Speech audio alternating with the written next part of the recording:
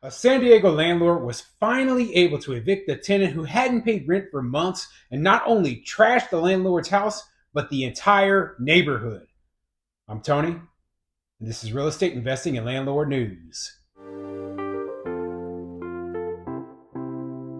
All right, so I have an interesting video for you today, and it's coming out of San Diego, California, and it's all about this landlord whose home was trashed by this tenant. But it wasn't just their home; it was, the surrounding neighborhood that was just inundated with all of the garbage that this tenant just threw everywhere. So the tenant, obviously, to me, is a hoarder and has a big problem.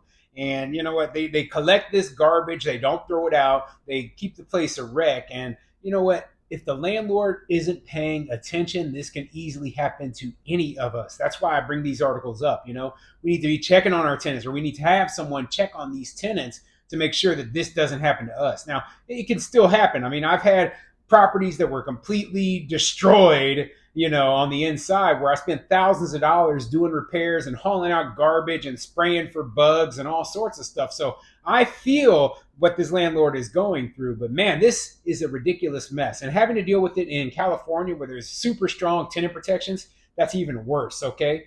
So before I get into the article, go ahead, hit the like, subscribe button, maybe leave a comment down below and let me know what you think. Have you personally ever dealt with a tenant who was a hoarder or who trashed your property and, just left garbage and junk everywhere? Okay? It is a horrible situation to be put through, and, there's no security deposit that's going to cover all of the costs that this landlord is going to spend. And, I feel for them because this could happen to anyone. Now, hopefully the landlord, was making money. Actually, they said that the landlord hadn't been paid rent in months, and that was part of the reason for the eviction. But man, hopefully this landlord isn't upside down with this, because this could, financially destroy a small mom and pop landlord. Whew, man, bad story, bad story. So anyway, let's get into the article. This article is coming from CBS8.com, and it says, "One man's trash is an entire neighborhood's nightmare." Neighbors said the problem in City Heights started late last year and has gone from bad to worse. They also fear that animals are being neglected. Yeah, not just were they, hoarding trash, but they probably had animals in these unfilthy or filthy, unlivable conditions. So this article has a video with it, and I'm going to play that video for you right now. The problems out here started late last year and have quickly gone from bad to worse. Trash everywhere, even blocking the sidewalk down here. And they fear that animals are being neglected. Trash in the front yard, spilling onto the street. It's even on the roof. It's getting to the point where it's affecting the rest of the neighborhood, and we're not okay with that.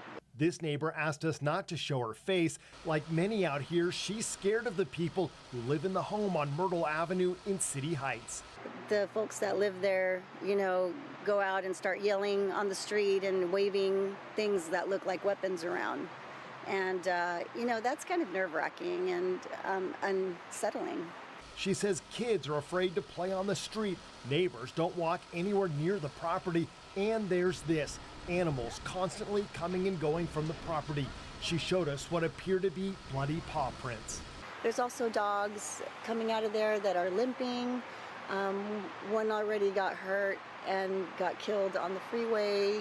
Working for you, we contacted the Humane Society. They told us they didn't know about the situation here, but are now going to open an investigation. And we contacted the city. Both police and code enforcement officers showed up Tuesday to take a closer look.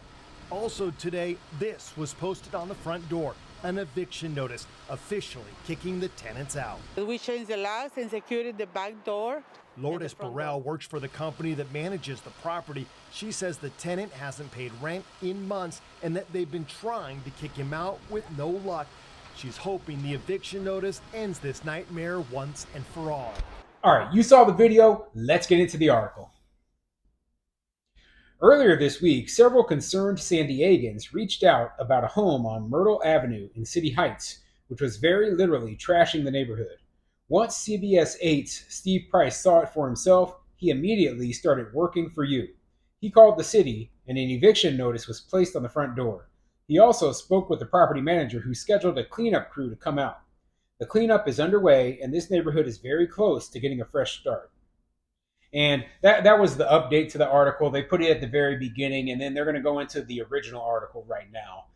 But it's good that they got that cleanup crew out there, and they put an eviction notice on the house. So it doesn't sound like the eviction has actually happened yet, but they are getting the process started. So that is not a good thing. Okay, obviously there's a ton of tenant protections in California. It could take a very, very long time for the landlord to get this horrible, horrible tenant up out of there.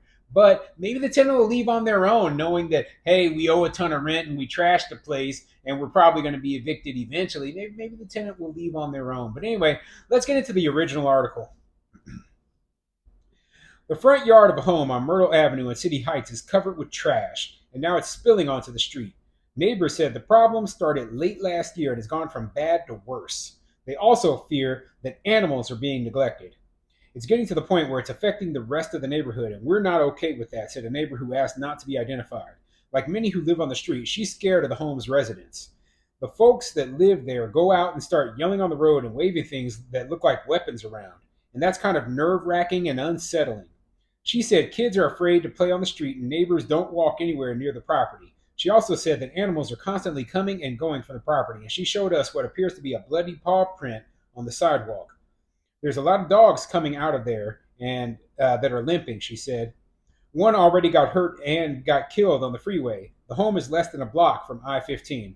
So from the sounds of it, we've got people in the home who are, doing some sort of criminal activity. Okay. Now, I don't know what that criminal activity is. Sounds like drugs, but I don't know what it is. And kids on the block are scared to play. Just that one home, it is in such horrible shape. You saw the video. The place looks like a disaster area, but it ruins the whole block. It makes the whole block feel unsafe to anybody who wants to come down there. And so the neighbors are like, hey, I don't feel safe where I live, and we just want to get these people up out of there. And I agree with them, okay? And I agree with the landlord for evicting this person. Like I've told many people before, landlords have a lot of really good reasons to evict people. And this is one of those reasons. Not just did they trash this landlord's property, but they aren't paying rent on top of that, terrorizing the neighbors. It's not the kind of situation that you want to have in any property that you own. Working for You, CBS 8 contacted the San Diego Humane Society. They told us they didn't know about the situation here, but will now open an investigation. We also got the city. Both police and code enforcement officers showed up Tuesday to take a closer look. Sheriff's deputies also arrived and posted an eviction notice on the front door, officially kicking the tenants out. So, they called the city, code enforcement, etc., right? But here's the big problem with the code enforcement, right? They're going to, find a whole ton of problems with this property. The tenant tore the property up, but who has to pay all the fines? The landlord. Okay, that is a huge problem. So a tenant not giving a crap of it, they don't give a crap if code enforcement tickets the heck out of the place because the landlord is to blame. But the tenants, if they're threatening the landlord, if they are preventing the landlord from doing any repairs and they're trashing the place like this, I highly doubt the landlord's going to be able to go in there and then fix all of those problems to bring the place back up to code. Oh man, the probably the best thing the landlord would be able to do would be to get all the trash cleaned up from the outside of the property. That's about all the landlord could do. And then everything else is up to the police and up to, the courts. So they posted an eviction notice. That does not mean that the tenant is evicted yet. They have to go through the entire process in San Diego. Now, they should have already had posted the eviction notice. I mean, this is such a problem. This didn't happen overnight. This didn't happen a week ago. They were talking at the beginning of this article that this has been going on for months, okay? And the landlord hadn't done anything. The landlord hasn't been paid for months and didn't have eviction filed yet. I mean, come on, what is going on here?